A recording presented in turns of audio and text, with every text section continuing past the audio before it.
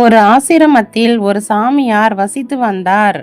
ஒரு நாள் சாமியார் சாப்பிட 5 வகையான பழங்களை ஒரு முதியவர் கொண்டு வந்தார். சாமி, உங்களுக்கு சில வகையான பழங்களை கொண்டு வந்திருக்கிறேன் என்று சொல்லிவிட்டு பழங்களை கீழே வைத்தார். சாமியும், நான் பார்த்து கொள்கிறேன், நீ போ என்று அவரிடம் சொல்லிவிட்டு சிறிது நேரம் தியானத்தில் ஆழ்ந்தார்.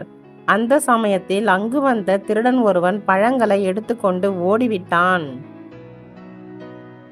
எவனோ பழத்தை திருடி சென்று விட்டானே, அந்த பழத்தை தின்றவர்கள் பழமாக அலைவார்கள் என்று சாபமிட்டும் அவர்கள் திருந்தும் பொழுது பழைய உருவம் அடைவார்கள் என்றும் சாப விமோசனத்தை சொன்னார். பழத்தை சாப்பிட்டு கொண்டிருக்கும் போதே முனிவர் சாபத்தால் 5 பேரும் பழங்களாக மாறிவிட்டனர். ஒருவரை ஒருவர் திட்டிக் கொண்டார்கள். பிறகு அமைதியாக நாம் 5 பேரும் ஒரு வீடு கட்டி ஒற்றுமையாக வாழ்வோம் என்று சொல்லிவிட்டு அங்கிருந்து சென்றார்கள். ஏய் தர்பூசணி, நீ போய் டான்ஸ் ஆடு.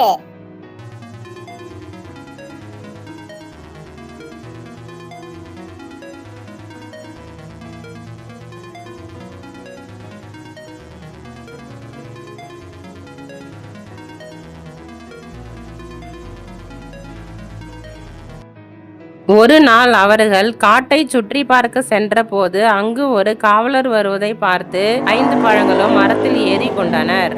அந்த 5 திருடர்களும் எங்க போனாங்க? கண்டுபிடிக்க முடியலையே. என்னடா இது, ஒரு மரத்தில் 5 வெவ்வேறு பழங்கள், விசித்திரமாக உள்ளதே என்று சொல்லிக்கொண்டு அங்கு இருந்த கல்லை எடுத்து ஒரு பழத்தை அடித்தான். அவன் அடித்ததில் ஒரு பழம் கீழே விழுந்தது. கீழே விழுந்த பழம் சொன்னது, நான் யார் தெரியுமா? பெரிய ரவுடி. அப்படி என்று பழம் சொன்னதும் போலீஸ்காரர் பேய் பேய் பேய் என்று கத்திக்கொண்டே வண்டியை கூட எடுக்காமல் பயந்து ஓடிவிட்டார். ஆப்பிள் சொன்னது, நான் போய் நாட்டில் என்ன நடக்கிறது என்று தெரிந்து கொண்டு வருகிறேன்.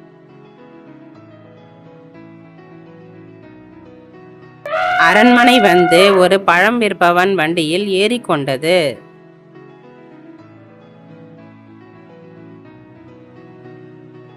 டேய், நான் சாப்பிட 2 ஆப்பிள் பழம் எடுத்துக்கொண்டு வா.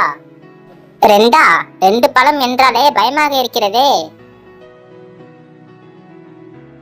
அரண்மனையிலிருந்து வெளியே வந்து வண்டியில் பழம் விற்பவரிடம் 2 ஆப்பிள் பழங்களை வாங்கி கொண்டு மன்னரிடம் கொடுத்தான். சரி, நீ போ. என்ன, ஒரு பழம் ஓடிவிட்டதே. ஏய் காவலாளி, இங்கே வா.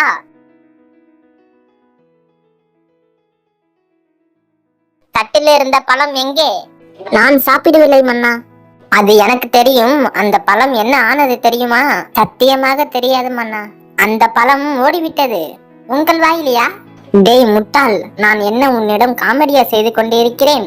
பழத்தை பிடித்து தருபவருக்கு 1000 பொற்காசு. போய் அந்த பழத்தை பிடித்து கொண்டு வா, இல்லை என்றால் உன் உயிர் போய்விடும்.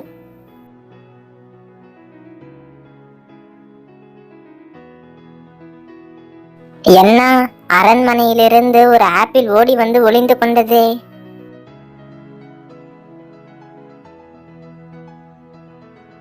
ஏய், இந்த பக்கம் ஒரு ஆப்பிள் ஓடி வந்ததா? நான் பார்க்கவில்லை ஐயா. சரி, ஆப்பிளை பற்றி தகவல் தெரிந்தால் சொல்லு.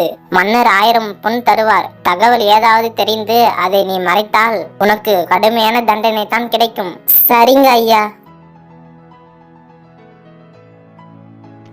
ஐயா, நானும் 4 நண்பர்களும் திருடர்கள் முனிவர் சாபத்தால் பலமாகிவிட்டோம்.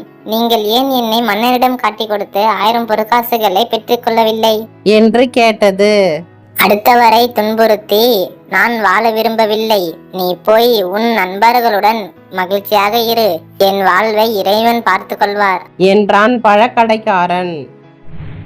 பிறகு ஆப்பிள் வீட்டிற்கு வந்து நண்பர்களிடம் நடந்ததை கூறி நாமும் அடுத்தவரை துன்புறுத்தாமல் திருந்தி வாழ வேண்டும் என்றது. இதை கேட்ட 4 திருடர்களும் மனம் திருந்தினர். அவர்கள் மனம் திருந்தியதும் சாப விமோசனம் கிடைத்து பழைய உருவத்தை அடைந்தார்கள்.